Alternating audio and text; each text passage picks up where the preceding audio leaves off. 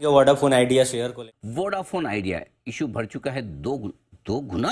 2 गुना। आशीष क्या कर रहे हो? 2 गुना भर दिया? 2 गुना बढ़ गया सर। वेरी नाइस, कमाल के लड़के आप। बताइए क्या हो रहा है? सर स्टॉक में अगर आप देखें तो एक्शन थोड़े 1-2 दिन पहले से होने लग गया था।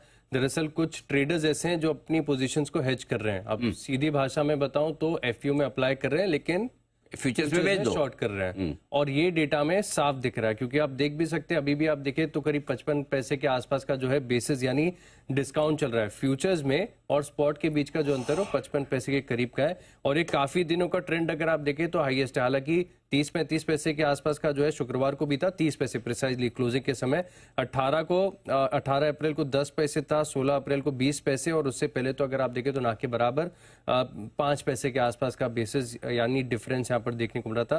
फिलहाल स्टॉक अगर आप देखेंगे तो बैन में, तो अगर आप सोच रहे कि अभी आप ये एडवेंचर कर लें तो थोड़ा सा मुश्किल है। मार्केट वाइड पोजीशन लिमिट 103% है, तो बैन में है ये फिलहाल स्टॉक। लेकिन आर्बिट्राज का जो अवसर है, जो हेजिंग का अवसर है, वो यहाँ पर देखने को मिल रहा है, क्योंकि एचएनआई कैटेगरी में अगर आप देखें तो जो लॉट साइज है वो मिनिमम 15 का है, मैक्सिमम 70 का है। 1298 शेयरों का एक लॉट है, यानी 1298 शेयर और 70 लॉट के हिसाब से अगर आप देखें तो 90,860 शेयर आते हैं। और जो वायदा बाजार में इसका कॉन्ट्रैक्ट साइज है वो तकरीबन 80,000 का है, यानी काफी हद तक आपकी पोजीशन जो है वो हेज हो जाती है। और इसी के चलते अगर आप देखें तो करीब 11 रुपए पर अप्लाई कर रहे हैं ट्रेडर्स। और इसी के सामने अगर आप देखें तो जो फ्यूचर्स में पोजीशन है वो शॉर्ट साइड पर शुक्रवार को ली और आज भी अगर आप देखें तो यहाँ पर इन्होंने शॉर्ट की पोजीशंस लिए। लेकिन सब्सक्रिप्शन अगर आप देखें तो काफी बड़ा है, पिछले 1-1.5 घंटे में टोटल 2.5 गुना और रिटेल कैटेगरी में 54% के आसपास का जो है सब्सक्रिप्शन यहाँ पर देखने को मिला है। तो इसी के चलते ट्रेडर्स की तरफ से स्ट्रैटेजी है कि एफपीओ में तो अप्लाई कर रहे हैं लेकिन फ्यूचर्स में शॉर्ट पोजीशन ले रहे हैं। एफपीओ में अप्लाई कर रहे हैं, फ्यूचर्स में शॉर्ट पोजीशन। ये राय आपके लिए वोडाफोन आइडिया पर आती हुई इस वक्त। जरा एक बार हमारे साथ अमरदेव सिंह भी हैं, एक बार जरा उनकी राय भी ली जाए वोडाफोन आइडिया पर।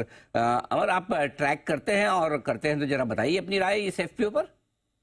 देखिए, वोडाफोन का जो एफपीओ है इसमें कहीं ना कहीं इन्वेस्टर्स जो हैं वो पैसा तो डाल रहे हैं, बट मोर और लेस आई वुड से कि ये एक मतलब इसे आप ये कह सकते हैं कि this is slightly of a longer term call. जो भी निवेशक इसमें पैसा डाल रहे हैं उन्हें लॉन्ग टर्म पर्सपेक्टिव से वो देख रहे हैं। और दूसरा ये है कि कहीं ना कहीं जो कंसोलिडेशन हमें टेलीकॉम सेक्टर में दिख रहा है और 2-3 ही प्लेयर्स अब बचे हैं, तो ये एक्सपेक्टेशन है कि मे बी वोडाफोन जो है आने वाले समय में अपने परफॉर्मेंस में कुछ सुधार करे, इसलिए इन्वेस्टर्स जो हैं वो इसमें आई वुड से एक्टिव हो रहे हैं, इंटरेस्ट उन्होंने शो किया, but from a long term perspective.